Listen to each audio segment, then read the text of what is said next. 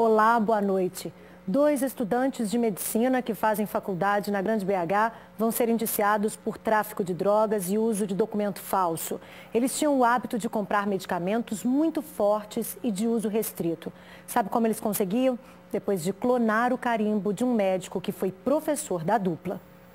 As imagens mostram quando o estudante de medicina chega de carro ao estacionamento da farmácia. Agora ele tira o receituário e o carimbo da bolsa, bate no papel e assina. Segundo a polícia, este é Fernando Henrique Moreira Silveira, de 27 anos, aluno do 10º período de medicina de uma faculdade particular de Belo Horizonte. O colega dele também foi flagrado pelas câmeras de segurança do mesmo estabelecimento comercial. Marcelo Botelho Reis, de 28 anos, entra como um cliente comum e mostra a receita ao funcionário da farmácia.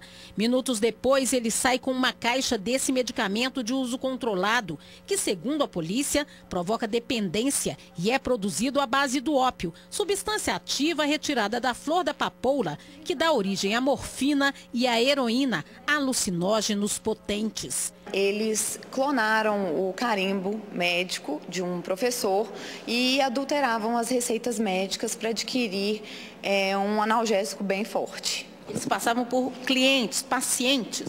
Sim, no campo que é indicado para colocar o nome do paciente, eles colocavam o próprio nome e iam até a farmácia para adquirir esse medicamento. Há indícios de que eles estariam praticando tráfico, uma vez que esse medicamento é um medicamento muito forte e seu uso é somente em casos de doenças muito graves, como câncer, por exemplo. Na casa dos suspeitos, a polícia apreendeu todo esse material. São mais de 100 receituários em branco, alguns já com carimbo batido, além de medicamentos controlados. Essas 2 caixas foram compradas no momento do flagrante, mas as outras estavam na casa, então, dos suspeitos. De acordo com informações da polícia, cerca de 12 caixas desse medicamento, que é conhecido como a heroína caipira, foram comprados pela dupla apenas de janeiro a março deste ano. Hospitais particulares, públicos, clínicas, maternidades, vários receituários de locais diferentes e, pelas investigações, pudemos perceber que foram os locais por onde esses suspeitos passaram para fazer estágio. A polícia chegou aos suspeitos após denúncia de farmacêuticos que desconfiaram do volume grande de compra dos medicamentos pelos clientes. Os remédios são indicados para pessoas que têm doenças graves e dolorosas, como vários tipos de câncer. Apesar do flagrante, a dupla foi ouvida e liberada em uma audiência de custódia 3 dias depois da prisão, com o uso de uma tornozeleira eletrônica. Estamos levantando outras informações para poder concluir o inquérito e, a princípio, responderão por tráfico e uso de documento falso. Que coisa, hein? Agora, uma curiosidade. A autópsia do cantor Michael Jackson apontou substância ativa da heroína caipira, como é conhecido o medicamento Oxycontin nos Estados Unidos. O astro pop morreu há quase 8 anos.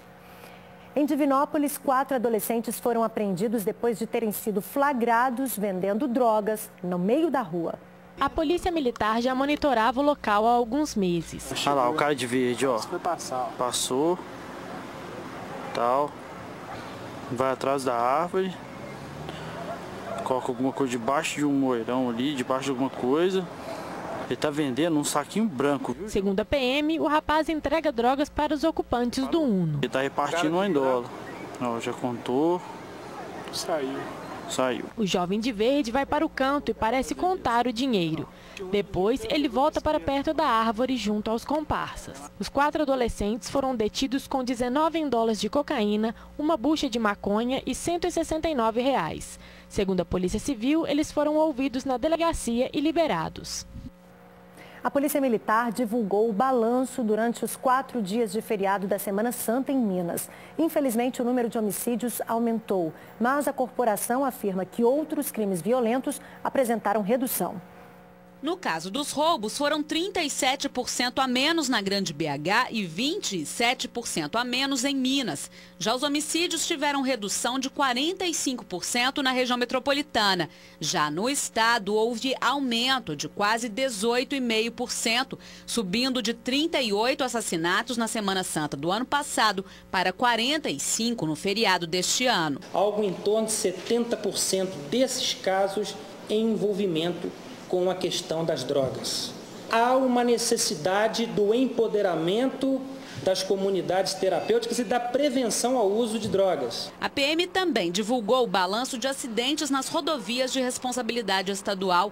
De quinta-feira a domingo, foram 185 acidentes, 32% a menos do que os 271 do ano passado. As mortes também tiveram queda, de 17 na Semana Santa anterior para 8 neste feriado. Nós identificamos que, nesse período, os condutores, os motoristas estão mais prudentes e também a presença da Polícia Militar fazendo a fiscalização nos principais pontos que nós já conhecemos como locais de grande incidência de acidentes.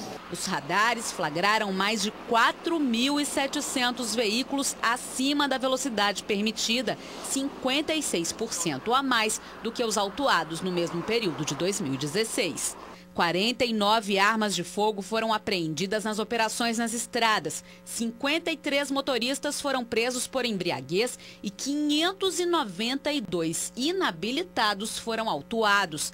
Nós aumentamos o nosso número de operações, aumentamos o nosso efetivo também nas ruas, aumentamos o nosso potencial de armas de fogo. Então, como nós tivemos uma majoração no aumento de apreensão de armas de fogo, temos também uma redução no crime. Na contramão das rodovias estaduais, o número de mortes nas estradas federais teve aumento. 18 pessoas, 3 a mais no mesmo período do ano passado.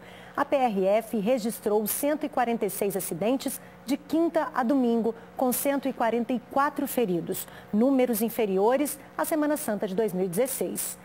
A imprudência foi a maior causadora dos acidentes durante o feriadão. Na volta para casa, não foi difícil flagrar algumas infrações. Em alguns pontos da BR-381, o congestionamento chegou a 17 quilômetros. No fim da tarde de domingo, uma fila enorme se formou na barreira da PRF em Sabará. E é terrível, tem 4 horas que eu estou agarrado aqui nesse trânsito. Estava lento, mas o trânsito fluía. O problema é que nem todo mundo respeitava a fila. Primeiro as motos, 1, 2, 3, um festival de irregularidades. Parecia uma pista exclusiva e com muita velocidade. Quando os motociclistas percebiam que estávamos gravando, a maioria dava um jeitinho de voltar para a faixa. Este aí se arriscou ao jogar a moto na frente do carro de uma vez. E muitos carros também cometiam a mesma infração, que é considerada gravíssima. O motorista deste Gol sai da fila para pegar o acostamento e quase bate no motociclista, que estava cometendo o mesmo erro. Alguns davam de cara com a polícia. Resultado, 7 pontos na carteira e uma multa de R$ 1.467,35. Em caso de reincidência, o valor é dobrado. Todo mundo tenta se explicar. Quer pegar acostamento que eu estava como é que chama a cidade? Ipanema. Eu recebi a notícia que a minha mulher não está legal, só. Ela tem problema de pressão alta, ela tem dor. É a enxemidade do cão. Que eu não sou de fazer isso não, porque eu conheço a lei. Se eu fiz, não tem jeito de negar. Eu fiz com segurança. Eu entrei no acostamento para poder parar aqui para o menino fazer a necessidade fisiológica dele. Fui multado. A polícia alerta sobre o perigo de dirigir no acostamento. Além dele quebrar a ordem do trânsito, né? Todo mundo está com a mesma pressa, todo mundo está na mesma situação, ele interfere na mobilidade dos veículos de emergência, que quando a gente precisa chegar no acidente ou algo do tipo, impossibilita. É uma infração que a gente fiscaliza bastante.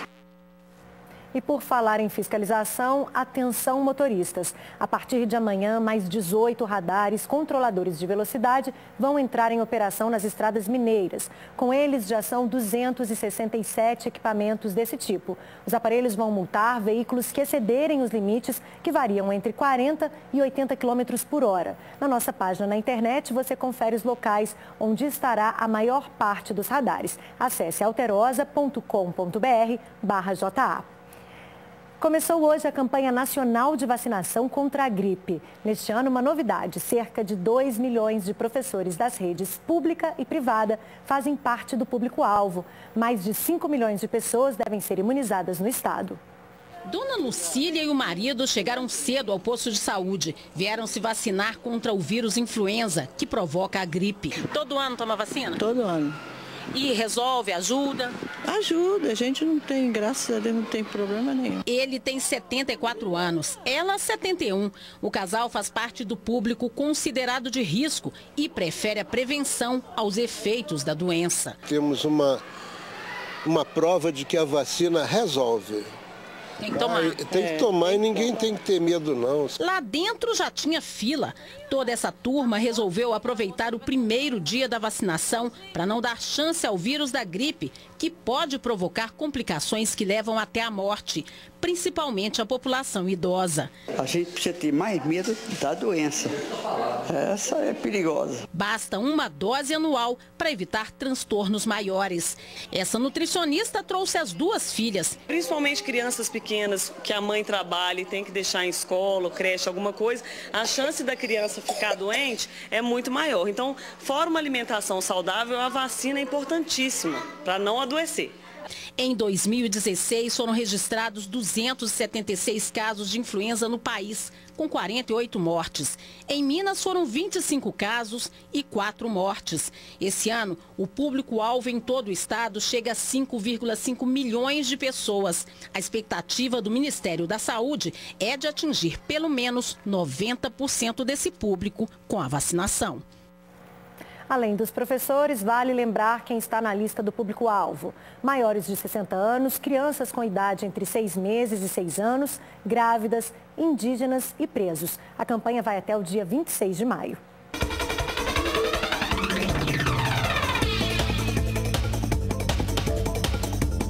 O aumento da nebulosidade favorece a formação de nuvens e causa pancadas de chuva em todas as regiões do estado. As temperaturas caem um pouco em algumas áreas. Em Belo Horizonte, mínima de 17, máxima de 27 graus. Os termômetros vão variar dos 18 aos 28 em Divinópolis. Oscilam de 21 a 32 graus em Montes Claros. Ficam entre 15 e 24 em Pouso Alegre. E em Araxá, mínima de 20 e máxima de 28 graus. A Polícia Civil abriu inquérito para apurar se houve abuso sexual de um homem de 28 anos contra a filha dele, de apenas 3. O caso foi registrado no bairro Buritis, região oeste de Belo Horizonte, onde a menina passou o fim de semana com o pai. Ele tem a guarda compartilhada da criança, que foi entregue à mãe nesse domingo. Segundo a mulher, a menina começou a reclamar de dores. Ela foi levada para o hospital Odilon Berens, onde foi avaliado, foi constatado o abuso. O homem foi detido, ouvido e liberado. De acordo com a polícia, ele negou que tenha cometido o crime. A criança passou por exames de corpo de delito. O resultado deve ficar pronto nos próximos dias. Primeiro dia depois do feriado, é hora de retomar a rotina, certo? Não para estudantes e funcionários de uma escola estadual em Ribeirão das Neves. As aulas foram suspensas nesta segunda, depois que bandidos arrombaram o colégio e furtaram vários equipamentos. 15 notebooks foram levados da sala de informática. Eles estavam presos a cabos de aço que foram arrancados. Os bandidos ainda furtaram um monitor e uma caixa de som. Na sala de vídeo, os criminosos furtaram uma TV, um projetor e uma câmera. Na coordenação, levaram mais um projetor e fizeram a maior bagunça, além de pichar algumas paredes. Quase todos os armários dos professores foram arrombados. Aqui os bandidos furtaram mais produtos eletrônicos. Em algumas salas, como esta, não teve arrombamento. Isso porque os bandidos encontraram todas as chaves reservas da escola. E depois de furtar tudo o que queriam e fazer a maior bagunça, eles ainda arrancaram extintores de incêndio e saíram espalhando o pó químico pelos corredores. O circuito de TV que monitora a escola foi cortado, o alarme também. O prejuízo foi de aproximadamente R$40 mil. A direção acredita que os bandidos chegaram pela entrada da escola e, para não serem notados, fugiram levando todos os produtos aqui pelos fundos. Essa suspeita surgiu porque os funcionários encontraram essa escada encostada no muro. Lá do outro lado fica um lote vago. Do ano passado para cá, esta é a segunda invasão à escola. Levaram a televisão dos meninos, nós tínhamos acabado de instalar as câmeras, eles levaram o monitor. Agora a secretaria estuda a possibilidade de colocar um vigia noturno. Impotente, né? Porque a gente trabalha para deixar uma escola bonita, nossa escola é organizada e a gente fica triste demais, muito triste. As aulas vão ser retomadas amanhã. A Polícia Civil prendeu 2 suspeitos e apreendeu um adolescente envolvidos na morte de um estudante de veterinária no bairro São Gabriel, em BH. Gabriel Araújo de Oliveira, de 21 anos, foi vítima de latrocínio no dia 6 de fevereiro deste ano. Ele levou um tiro no peito durante a tentativa de assalto. Segundo as investigações, os suspeitos foram detidos em cumprimento de mandado de prisão temporária que já foi convertida para preventiva. Todos, entre eles o menor de 17 anos, já tinham registros de crimes anteriores. Moradores de um bairro inteiro se esforçam e ajudam na instalação de uma companhia da Polícia Militar em Juiz de Fora. O problema é que a segurança no local durou pouco. O prédio onde funcionava a Companhia 269 da Polícia Militar já está descaracterizado. O imóvel está fechado.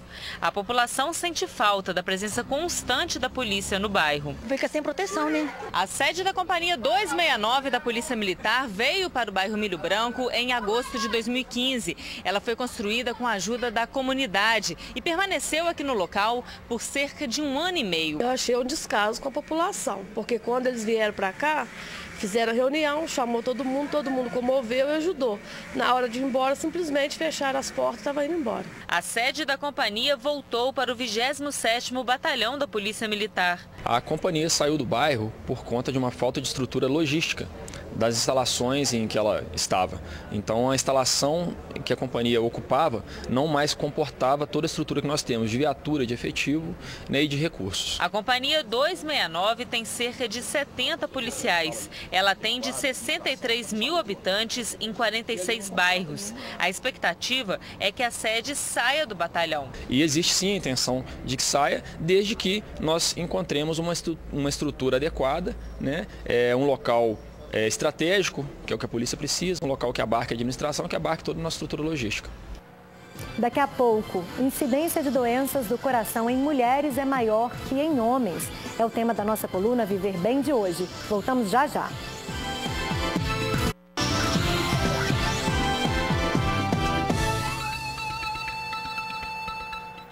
A incidência de doenças cardiovasculares está aumentando entre as mulheres. Por isso, eu te convido a prestar bem atenção a esta reportagem e seguir as dicas para uma vida cheia de saúde.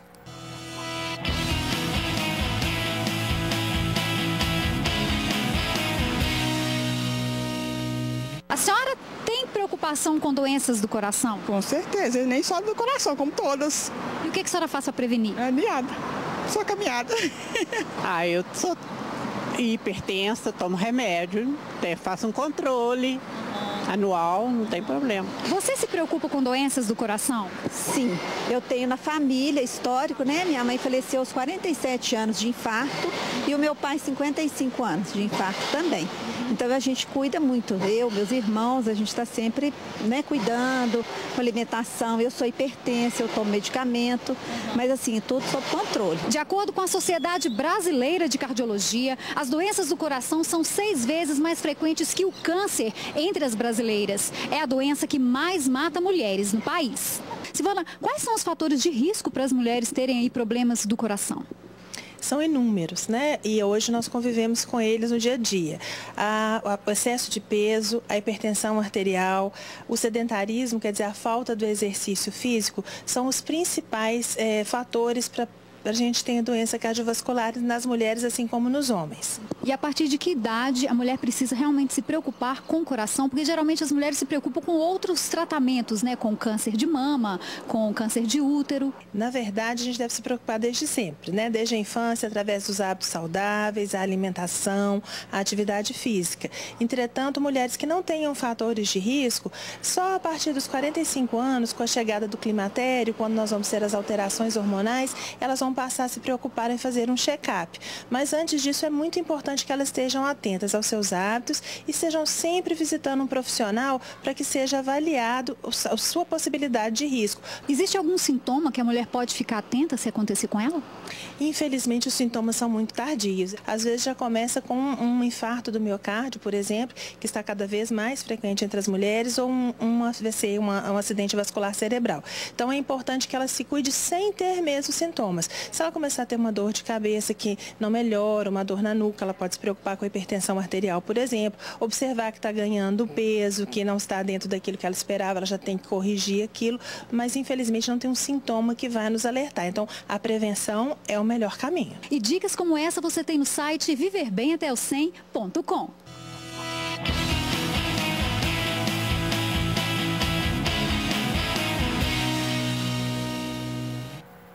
O Jornal da Alterosa termina aqui. Obrigada pela companhia e te espero amanhã de novo a partir das 7h20. Até lá e ótima semana. Tchau!